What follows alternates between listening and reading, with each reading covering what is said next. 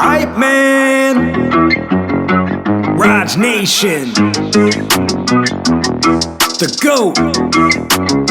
GOAT to market.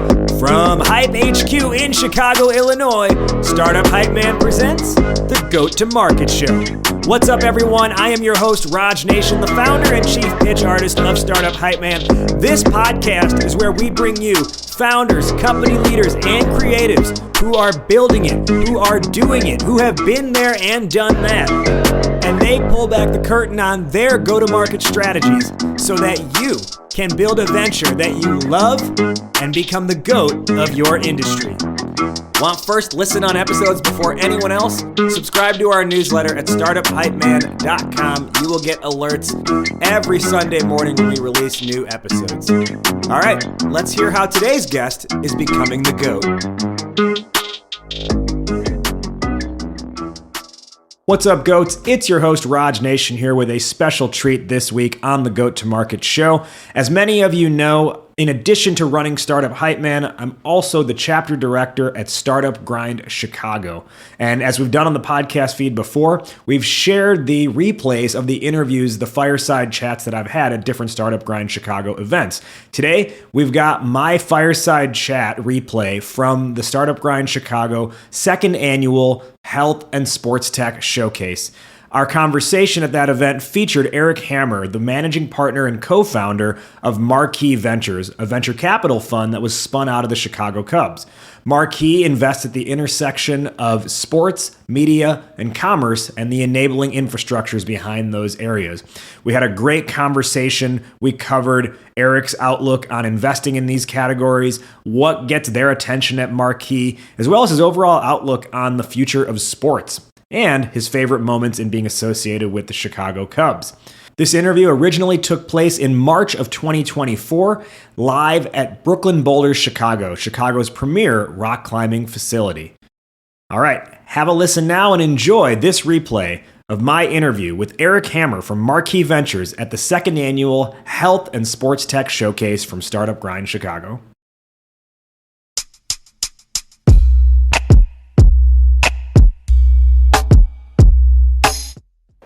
All right, Erik, thank you for being here and spending some time with us today. Thank you for having me.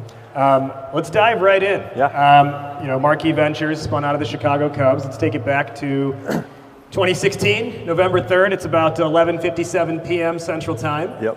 Or November 3rd, yeah, right? The game was November 2nd, but it ended on November 3rd. Yep. 10th inning, ground ball to third base. Chris Bryant scoops it up, almost slips in the process, throws it to Rizzo. Yep.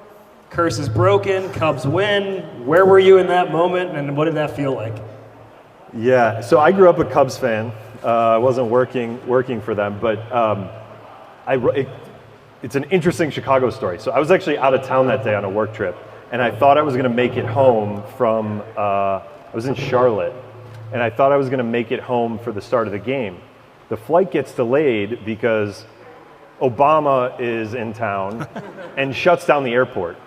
So I'm literally like trying to watch the game on my phone, and so then I finally make it back to Chicago. It's pouring rain, so the flight was delayed landing, and then it got delayed, right? And I actually had a. Should we slide apart a little?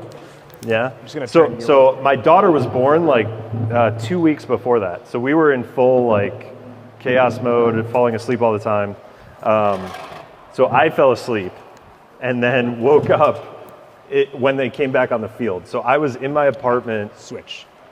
Yeah, that way we won't get the feedback. There we go. I think that's better. Yeah. So I was in my apartment with my wife and baby daughter. My wife was asleep, and so I was by myself. Had just woken up out of a sound sleep on the couch to watch the extra innings. So that's a complicated story. But it was amazing having grown up a Cubs fan. Now that I work kind of in the same building, I'm surrounded by photos of that day and copies of the newspapers and all sorts of memorabilia. So when you work in sports, that's not far from everyone's mind, and hopefully this year we'll get another one, right? Yeah. Team's shaping up pretty well this year, I think. You were a Cubs fan growing up. Should we just trade this microphone back and forth? Yeah. You want me to turn this off? Yeah. Or use this one? Yeah. Yours is the better one. All right. All right. Yeah, better? Okay. Yeah. You were a Cubs fan growing Yep. up. Did you play baseball growing up? Did you play sports? And like, if so, what lessons did they teach you or not teach you? Yeah. Yeah, I did play sports. I played baseball. Wasn't really good enough to go very far, probably just size-wise. I was kind of like the fast outfielder. Couldn't really hit for power. Doesn't get you very far. And then I played soccer. I played golf. I played a bunch of things. But I realized pretty early that I was not going to be pursuing a career, and just did it for fun. I think you learn how to work with teams. You learn failure. You learn defeat, which I think are some of the greatest lessons youth sports teaches.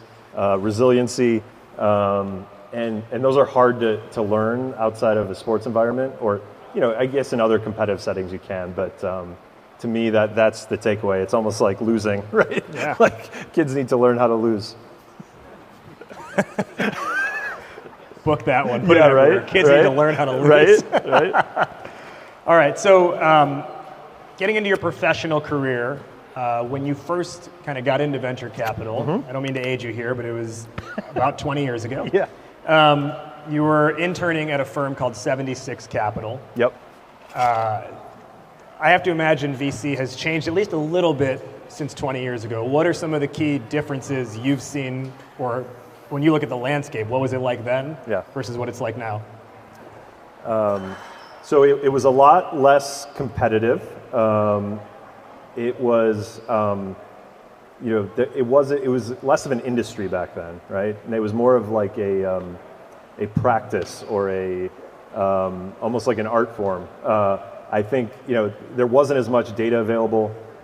Deals weren't priced based on Crunchbase, or you just didn't have the data flow, and deal flow was also less easy, right? Like right now, you can go pitch a bunch of investors. It's almost like a cookie cutter process. Back then, it was an investor found a company he really liked, he or she liked. You'd sit down, you'd kind of hash out a negotiated term sheet. It was a lot fewer competitive term sheets. So it was kind of more of an interesting process, and you didn't have a lot of angel investors, right?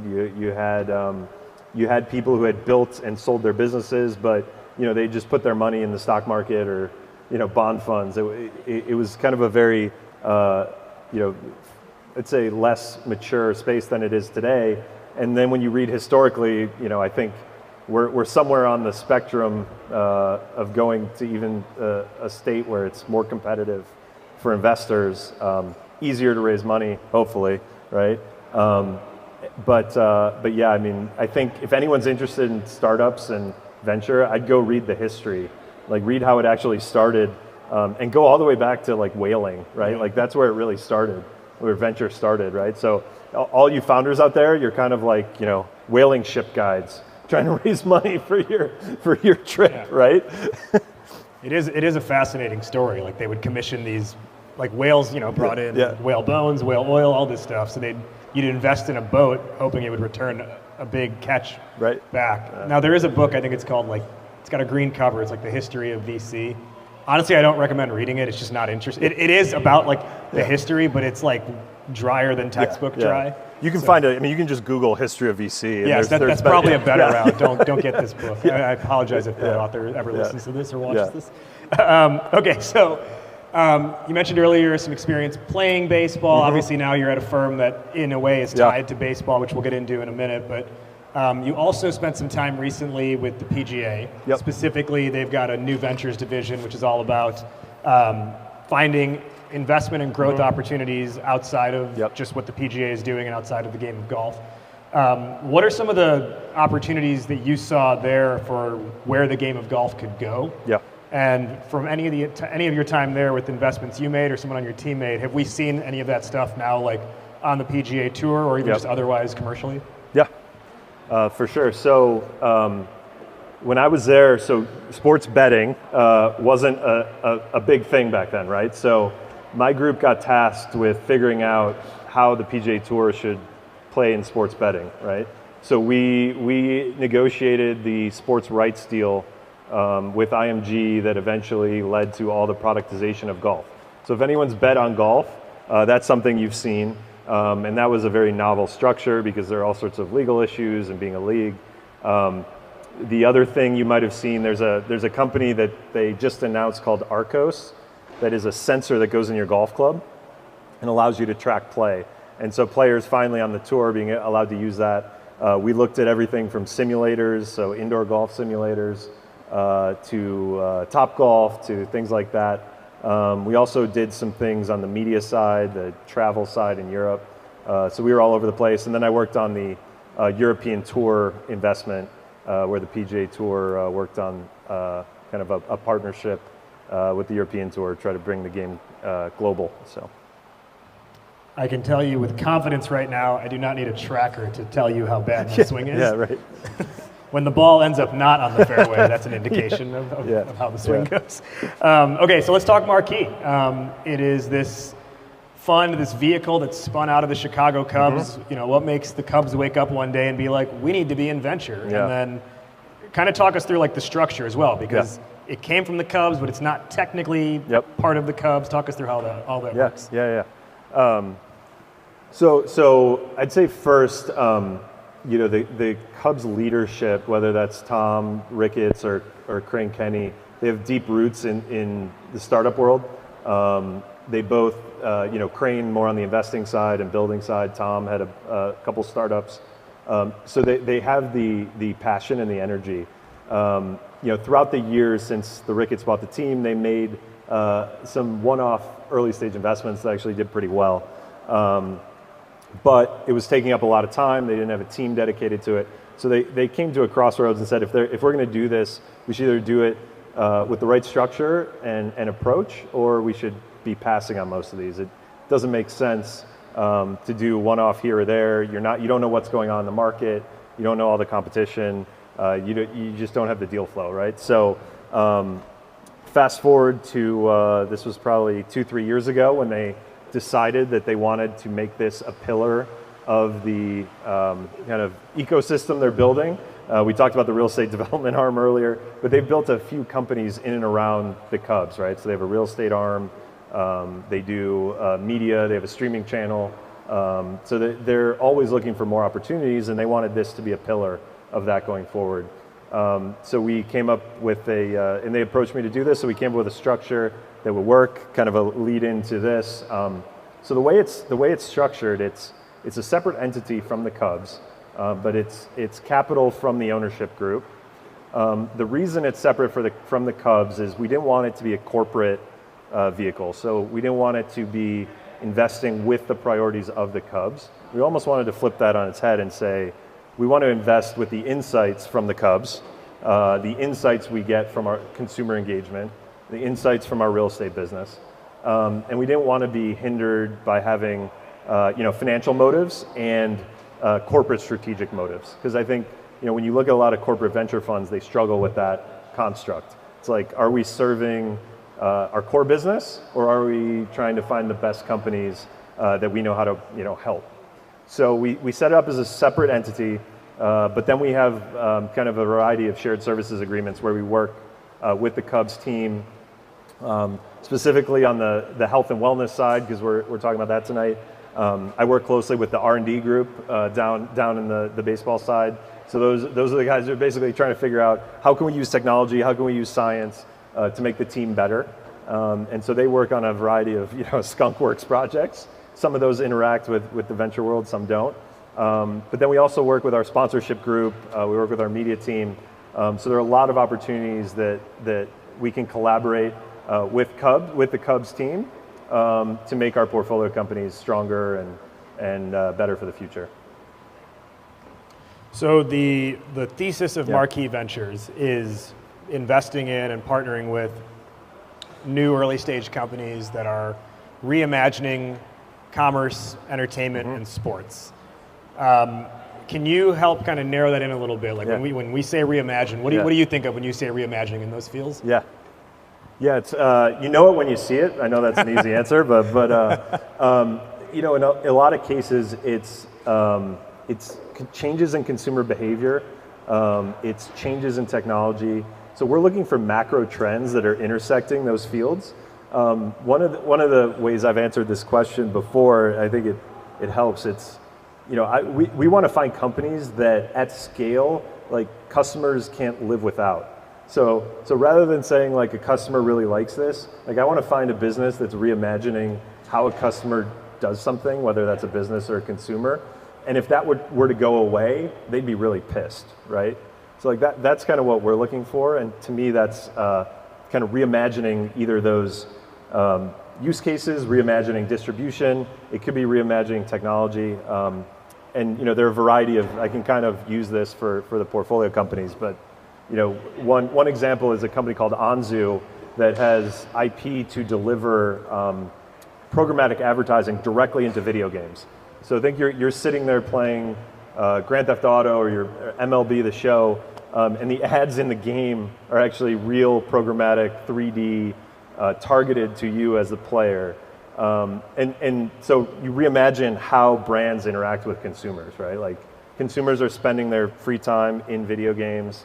They're also gambling, but like brands can't reach them anymore. They can't go to TV outlets.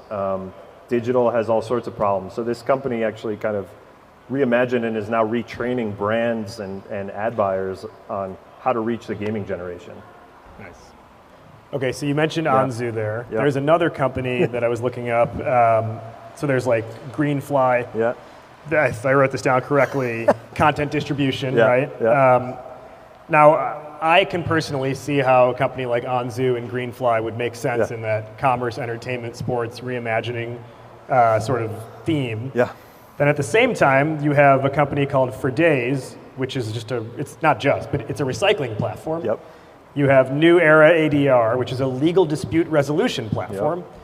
Now I'm thinking Marquee Ventures. I'm thinking entertainment, commerce, sports. I'm certainly not thinking legal dispute resolution. Yeah. And what was the other one? It was and recycling. So how does that fit within the thesis? Or was it just kind of an off-thesis thing that you said looks good? Talk us through that. Yeah, and there's one we put up there last week that you'd scratch your head even more, but I'm happy to tell you about it. So again, our thesis is really like inside out, right? So like what do we see at the Cubs? What do we see with our partners? So 4 Days, which is actually now called Trashy, they rebranded and launched at Walmart last month. So look, the consumer insight there and the problem there is consumers are making different choices now.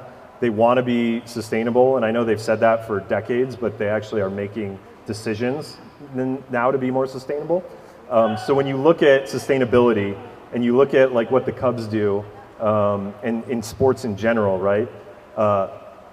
Apparel is a massive waste stream, and also we try to get our consumers to upgrade their jerseys, to get the new City hat, get the new London Series hat. But what happens to everything that you get rid of, right?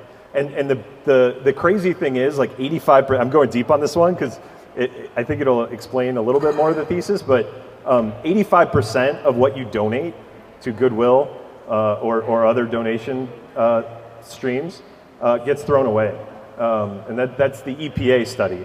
So there's really apparel and linens and towels. It's a massive cause of landfill waste, right? So what is beautiful about Trashy, they figured out a sustainable, I guess it's like a circular model, right? You recycle your clothes with them, you get a credit to their marketplace, or for using, you can use across their browser plugin, or you can use at the Cubs store. And then you can buy clothes you would normally buy anyways, right? So essentially you're getting future credits by recycling. And the company makes money both on the recycling side and then on customer acquisition, right? So they're driving more sustainable consumers to brands that are willing to offer these credits. So we did some testing with the Cubs retail stores, but when you think about the broader sports landscape, there's a tremendous amount of jerseys and T-shirts and whatever pullovers that people get rid of every year. And so we wanted to figure out a way to tie all those threads together. That's a good pun I just thought of. And then the last one on the legal side. So New Era, brilliant team of technologists and ex-lawyers who hated the way Essentially, brands, consumers, and B2B relationships ended in disputes. And so they built a new platform from that. It actually took off in ticketing first. So now they're in probably 1.5 billion contracts, but their first couple of customers were actually in sports and entertainment. So they launched with Ticketmaster, they launched with Zynga, they work with the US Olympic Committee now. So what we saw was this unique ability we had to build on that with other sports organizations, whether that's ticketing, whether that's sponsors, and we thought this was a unique way to take sports as a wedge rather than an end goal to build their bigger business. So, well, and I'll tell you, the old jerseys in my house, if they don't get thrown away, collector's items. Yeah, they're going to end up being $400 for someone's old raggedy thing at a vintage shop. Right.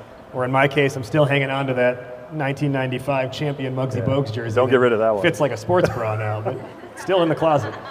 And you know what, Ashley? Back in college, I loaned you a Michael Jordan jersey, and I'm still waiting for that one back. So let's talk a little bit about the landscape of sports and media right now. Yep. We're seeing an insane amount of money being put into professional sports, primarily from licensing deals and TV rights. The NBA, I think, is getting 2.6 billion a season from Disney, from ABC, ESPN, to be able to broadcast their games. Even recently, the WWE is getting a 10-year $1 billion deal from Netflix to live stream Monday Night Raw, their Monday show. So just a ton of money is going into streaming and broadcast rights, which is now having a massive ripple effect overall on what sports can do, what sports teams can do, what the leagues can do. Yeah.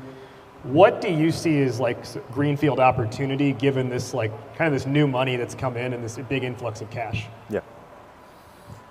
It's good times to be the leagues, but I think underlying all this is the fact that live sports still bring people together. It's one of the last areas of media where you can kind of bring together a live audience. People don't watch live shows anymore. There are a couple of concerts here and there, but everyone's streaming on their own time. So it's hard to reach that audience, right? So you have to think underpinning this massive sports rights deal, it's all about advertisers, right? The NBA isn't getting $2.5 billion just because people, think they deserve it. They're getting it right because you can sell advertising against that, and advertisers are voracious for live content that they know people are going to sit down and watch in front of their iPad, right? But TV screens are still the best screen for individuals, right? To reach them, to show a beautiful product, to show a car or whatever new pharma pill is out there. But it does. The question becomes, where does that money go?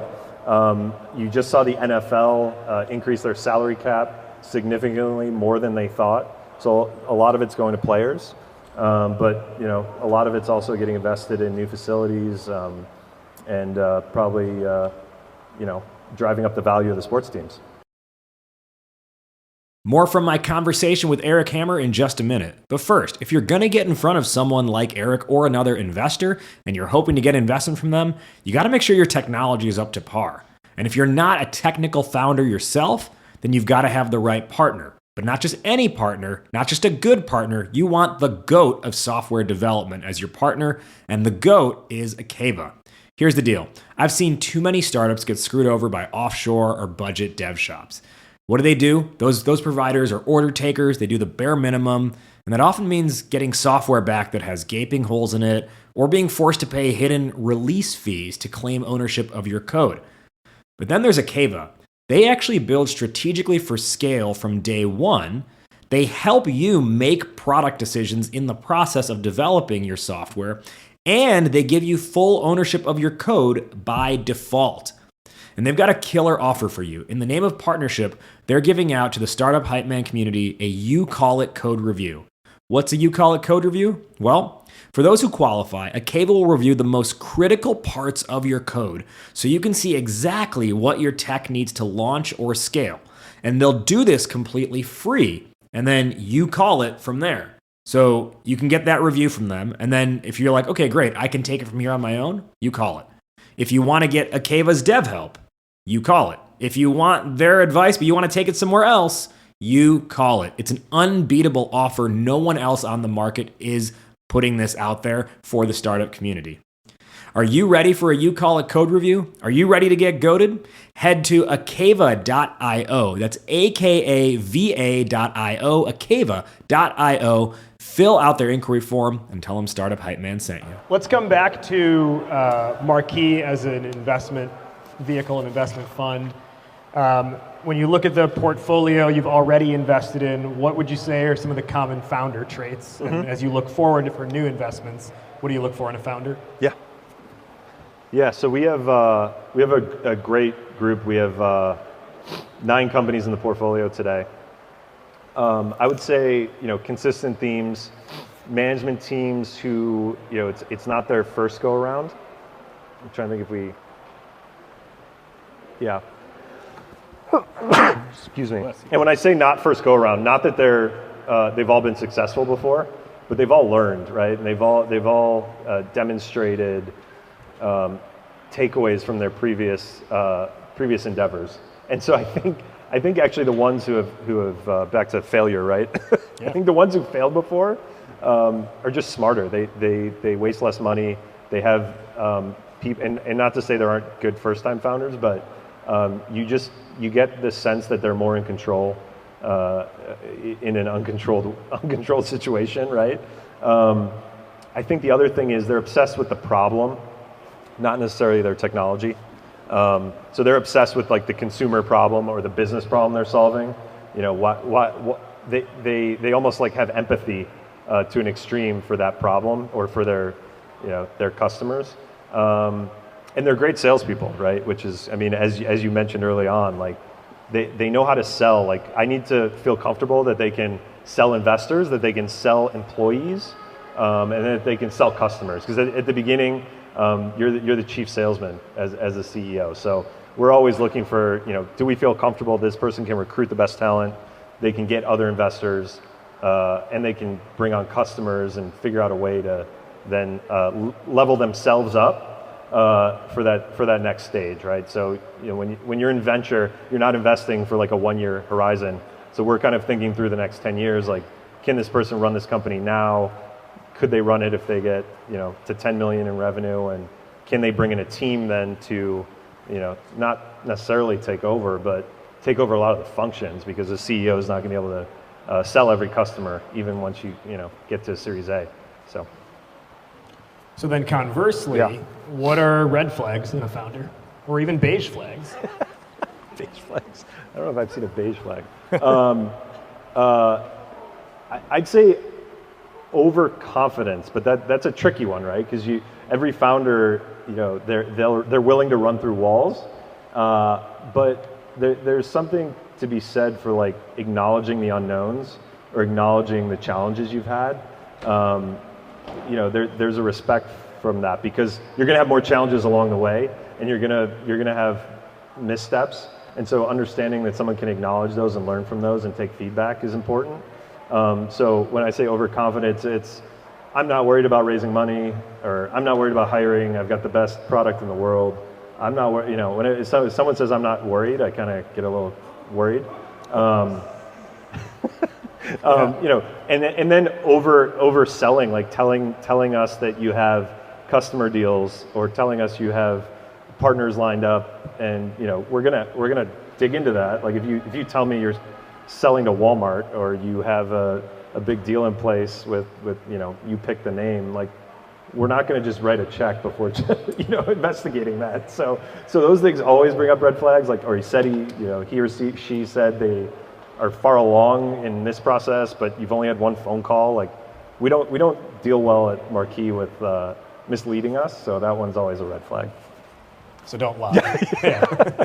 Got it. Don't lie. Well, actually, to that point, speaking of lying, speaking of lying, one thing that I have been a lot of the clients I work with Startup Hype Man, one of the things we've been doing over the last year or so is adding a slide to the deck. Well, or as part of the ask slide, just having a section of it that says, here's where we need help. And just kind of being upfront and transparent about the gaps that this founder acknowledges they have and where they think the firm they're talking to potentially could have resources for them. Yep. Do you see that as the right level of confidence and knowing limits, or? Yeah, I like that. Here's what we're looking for from our investors. I think is a great pitch, because it also helps us determine if we're a good fit, right? And we're also always looking at fit as one of our key priorities. I would take it one step further and say, here are the things we don't know yet, and here's what we're doing to figure that out. So like, think about it from a scientific process standpoint. Here's our hypothesis. Here's what we're going to test. And here's what we're going to do after we find out the answer from that test, and here's how much the test is going to cost, right? So I love founders who think like the scientific method, because everything's test and learn and iterate. So the more I can see you're thinking about iterating and telling me what you need to figure out to reach that next level, that to me shows that kind of next layer of thinking. One of the things that Marquee promotes is investing at the early stage, but then kind of qualifies that with product in market or product market fit. So every firm that says early stage has a little bit different version of that. Some mean pre-revenue, pre-product, whatever it could be. Some mean way later than that. Can you just kind of give the very crystal description of how Marquee views early stage? Yeah. Early stage is a moving target. So we think about it as in terms of like what we can help with and what we can do and what we're good at, right? So I think pre-market, we don't have like real deep product chops. Like I don't have people on our team who are super strong at getting in the weeds on building or fixing a product, right? But what we do have is the ability to act as a megaphone, the ability to leverage our global network, the ability to get stuff in front of the right people. And so we want companies that have revenue traction. To give you a specific number, we usually use $1 million run rate kind of as a benchmark. We've invested slightly below that where we saw a line of sight to the million. But we want a company that's getting into scaling mode within early stage, right? So is that specific enough? I think so. Okay. Do we like that answer? Yeah? Yeah? All right. Okay. 2 thumbs up from the 4 thumbs up from the Schultz brothers. That's right. That's right. As you kind of look ahead across commerce, entertainment, and sports, like obviously sports betting is a big category that just continues to grow. I think as I look at it, I see a lot of opportunity with the kind of the changing literal physical landscape of stadiums themselves being these like entertainment centers and their own little like ballpark villages that are being built. Obviously, the reconstruction of Wrigleyville has been one example of that, but even like SoFi in LA, right? Just kind of take an entirely new plot of land, and you go there for an event, but ideally you're sticking around for 9 other things that are going on, and it can be used for other purposes even when there's not just an event there. Whether it is on-site or whether it's something that's online, what are some of the other areas that you personally are excited about as you look at this media, commerce, entertainment, sports landscape? Yeah, we have a lot of themes within there that we're constantly looking at, but I think you're right on the facility side. There are a lot of great companies, like our real estate arm, Marquee Development, is doing a lot of those projects. Where it's all about getting people to spaces more often, right? So teams don't want an empty stadium, 300 days a year. So it's how do you use that footprint to get people to do other things and engage, right, with the community. But on the facility side, we're looking at a lot of sustainability tools, clean energy, waste reduction. Reusable things. We've looked at cashierless checkout, and I think we're still in the early innings of cashierless checkout. We'll see where that goes. On the commerce side, we continue to look at new ways to engage with consumers, how brands connect. We actually just made an investment fits in our commerce pillar, but in data privacy. We believe that consumers are looking for more and more opportunities to protect their data and value their data more. And then on the sports side, we are looking at a few emerging leagues and concepts So we keep looking for that. Kind of what are people going to be watching, 10 years from now? I hope it's baseball, but I hope it's also some other things. And there you go. Women's sports is a really interesting area. We spent some time there. So we're trying to figure out how to play women's sports. Not actually play women's sports, but how to invest in women's sports. That would be funny, right? Yeah. It would be the most man thing ever to try and figure out how to play women's sports. yeah, right. So I think that'll give you a feel for, and then there's the AI everything layer that we're digging into. So we're looking at how AI interfaces with media companies, how teams use AI, and that kind of is in our Greenfly investment and some of our others. So I think if you're not looking at how AI is going to change the world right now, you're probably going to miss some stuff. I know a lot of people think it might be overblown, and that could be, but I think it's still got a lot of legs to it. So, you mentioned as part of your response, you talked about Marquee development and Marquee network and all these things. So is the idea then the right investment is going to be one that you can plug into the other properties that kind of revolve in the Cubs ecosystem? I would say we've done that with, so of the 9 portfolio companies, maybe three or four of them are actually working with kind of the broader ecosystem. The others, though, they're things that we can help. So, for Anzu, for example, right? We don't have a video game, but we know a lot of people who produce video games, and we know a lot of people at the leagues who control video games. So we can help them navigate that. We also understand what sponsors are looking for and how brands are changing their purchasing behaviors when you think of marketing activations. So we don't require it. We don't require a direct vendor relationship, either before, after, or during an investment. They're completely independent decisions. So if it would help the Cubs and I bring it to a colleague at Marquee Development, for example, and it's a real estate business or a prop tech company, I want my colleague to make an independent decision on that, not just because we invested. We have been in, to say the least, a bit of a VC winter over the last year. A lot of money available, but sitting on the sidelines. What's your kind of out? Today is, what is this? March 19th, 2024. What's your outlook today, and is that different from March 19th of 2023? And I hope the VC market doesn't do that. Fall off a cliff. I think we're getting closer to the bottom. It's impossible to really, if I could call a bottom, I'd be on a yacht somewhere. But it feels like deals are getting done quicker. It feels like we're seeing some preemptive rounds. It feels like VCs are starting to do more sourcing as I talk to colleagues. This is all anecdotal, right? So, and I think this is since Q3, Q4 even. So it feels like things are picking up. Hopefully we get some more IPOs out this year, which typically helps a lot of big check writers at the later stages write growth rounds, which then I think spurs the earlier rounds.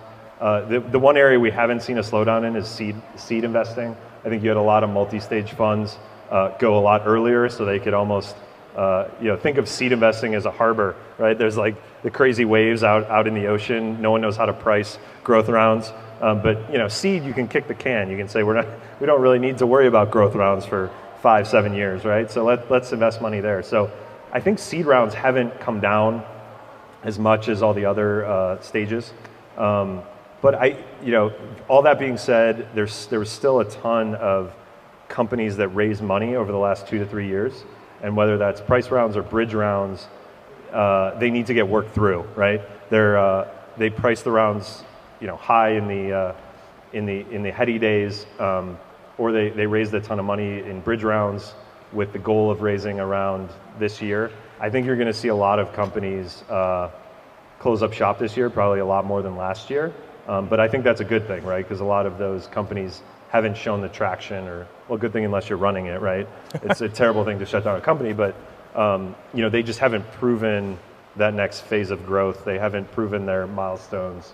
So I think we're going to see, I was looking at data this morning on shutdowns this quarter relative to last year, and it's about double, but I think it's going to pick up. Again, if you look at the second half of the year, I think we're going to have a lot more companies out trying to raise when the market should tell them that they shouldn't be raising more capital.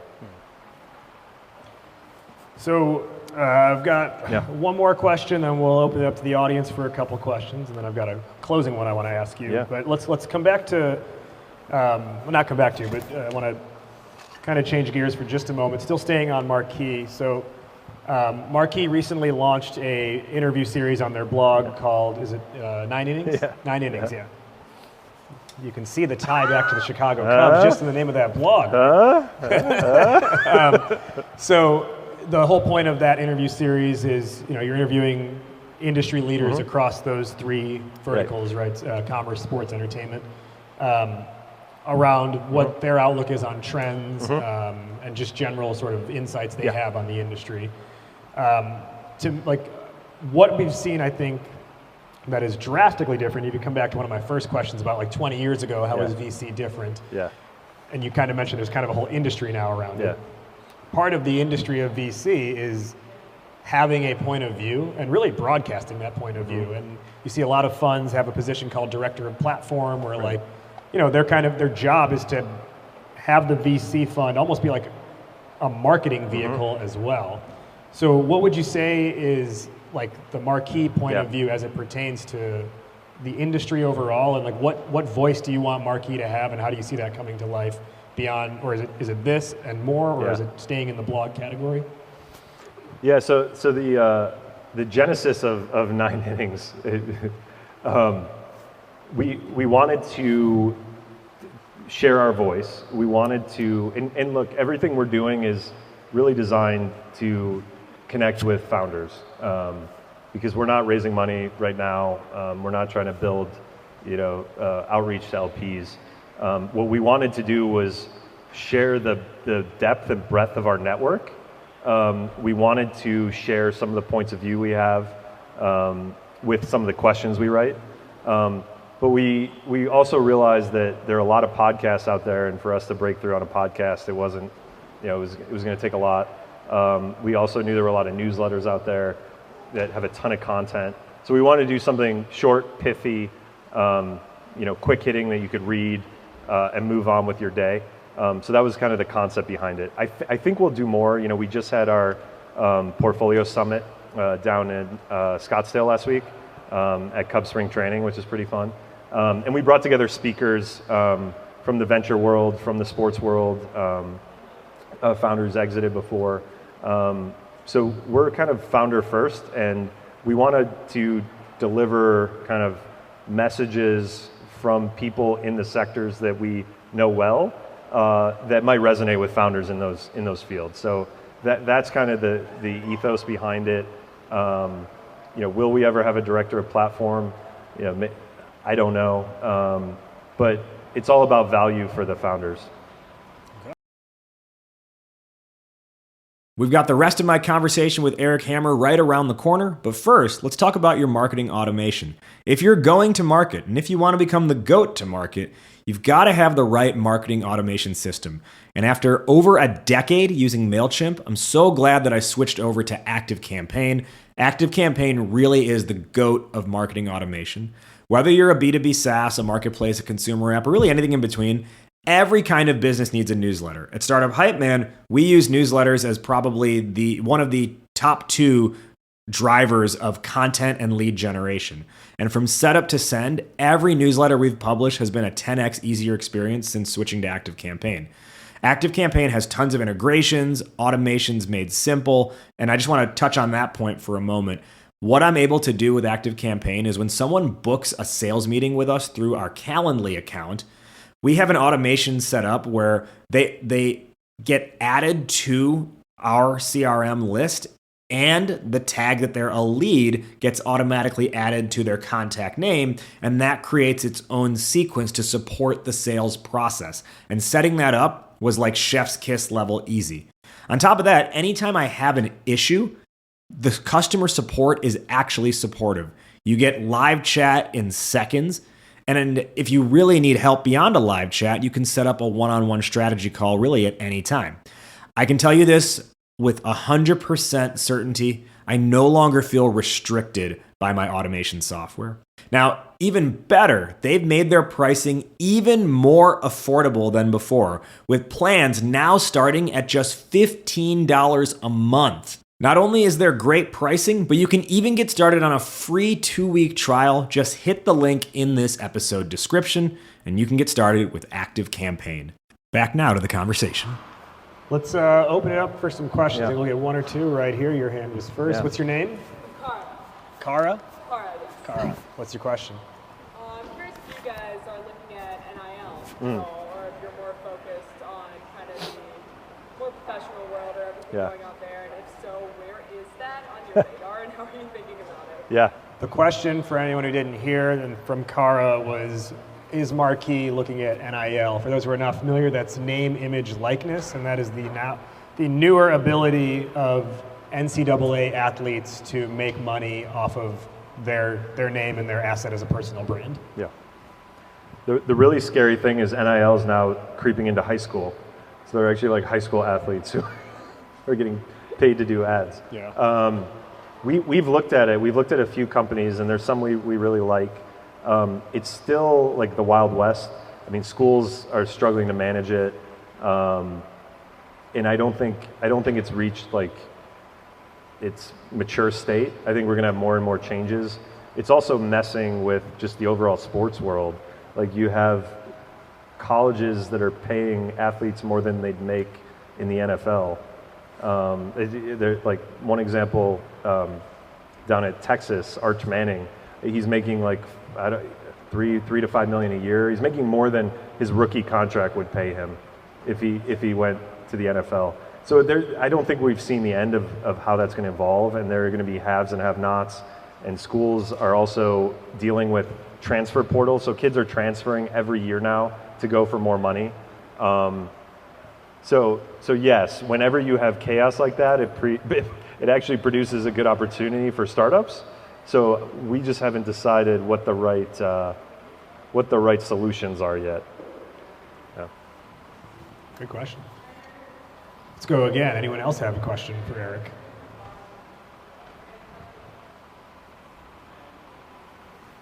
No? Yeah. Yes, right here. Hi, Preston Joppa. My question is, for a startup that is pretty early stage, earlier stage than the early stage you're looking for, what are some creative ways of showing that product market fit? Like I'm developing a physical product, so I don't have something selling yet, but are there ways you've seen that appeal to you as a VC? Yeah. The question from Preston is, as an earlier stage company that might be earlier than what Marquee defines as early stage, what are the creative ways that one could showcase product market fit? Yeah. That's a great question. User feedback is great. It doesn't show mass product market fit, but if you can show me that someone's getting rid of something to use your product instead, if you have distribution deals pre-wired, like that can also show it. At the end of the day, you need some. You really need, for us, like something quantifiable.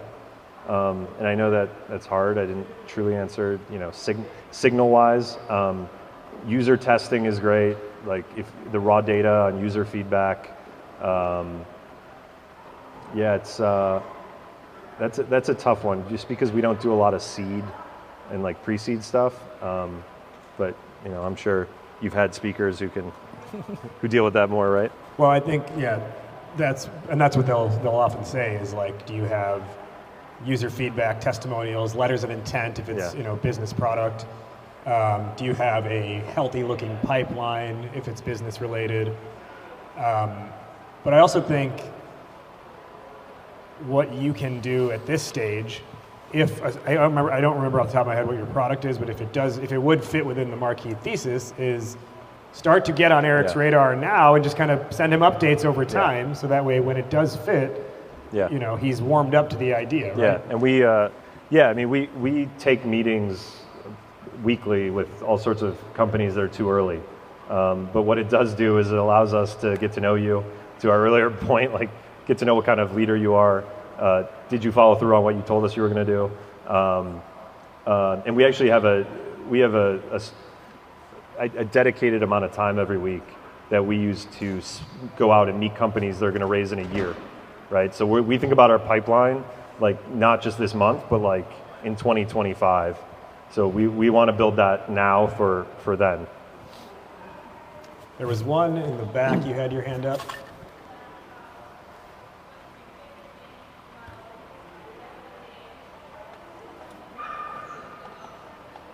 So sorry, first, what's your name? Maggie? Did I get that right? Maggie? Yeah. Yeah. And it was, what's your favorite thing about opening day at the Cubs? Cool. Yeah. It's hopefully the weather. No, I think the coolest thing is the atmosphere is very unique. If anyone hasn't been there, it's both a like throwback in time, and also just everyone is so excited, and the Cubs have a really interesting celebrity following. So you never know who's going to show up that day, and so I actually think the bad weather makes it what it is. So if it is cold, if it is windy, you have everyone out there cheering for the national anthem, and they're cold and want to go inside, but there's really no place they'd rather be. And you see people like Bill Murray, and you see people, it's a pretty cool experience. The flyover is also fun, and there's a lot of fun stuff about it. Yeah. And it helps when the team is projected to be good too. Yeah. Right? Yeah. Okay, a couple of quick final questions here before we wrap up, or to wrap us up. Who's a player you'd like to see on the Cubs that has not played on the Cubs before? And let's talk like dream, but like obviously you can't get Ohtani because he's locked in for the next 10 years. Again, the baseball guys probably don't want me talking about this. I'm going to go Juan Soto because I think he's going to be coming up. So we'll see. I think he'd look good in the pinstripes, the Cubby blue. I think that dog barking in the corner echoed that opinion. That's right. Where, if people are interested in Marquee, interested in learning more and getting in touch with you, what's the right way to do that? Yeah. So you can go to our website, marqueeventures.com. You can reach us there, or just reach out to me on LinkedIn. Shoot me a note. I'm pretty. I check that frequently. So, feel free. My last question. So we're gonna extract this audio, and it's gonna get pushed into the Startup Hype Man podcast feed. Why not kill two birds with one stone, right? Yeah. So on my podcast, the last question I always ask my guests is to fill in the blank. So I'll ask you the same thing. Fill in the blank. Entrepreneurship is blank. It's just hard. Right? It is. And so if anyone tells you it's easy, it's not. It's one of the hardest things you can do, but if you're passionate about it, if you love what you're building, if you love your customer, it's also rewarding. But don't mislead anyone. It's hard, right? Indeed. Hear, hear. All right, so we brought him in with that amazing standing ovation, and we're going to send him out in the same way. Everybody on your feet, let's give it up one more time for Erik the Hammer! That's awesome, man. I got to bring you to meetings and have you do that. Hell yeah. That'll put a bow on this one. Before we head out of here, a couple quick housekeeping items. Number one, did you like what you heard? Well, give us a subscribe and a follow. Maybe share it with one friend who you think would find this valuable. Number two, remember that Ask Me Anything I told you about at the end of the episode? That goes down exclusively inside of Goat to Market Club, our online founder and startup community. And you can access it for free. Membership is 100% free at startuphypeman.com/GTM-club. Number three, need pitch help? Startup Hype Man is your man. Whether it's a fundraising narrative or a go-to-market or category narrative, we've got you covered to make sure you have messaging that doesn't help you just go to market, but of course what? Helps you become the GOAT to market. All right, we will see you next week here on the GOAT to Market Show. Thank you for listening. And remember, why be a unicorn when you can be the GOAT?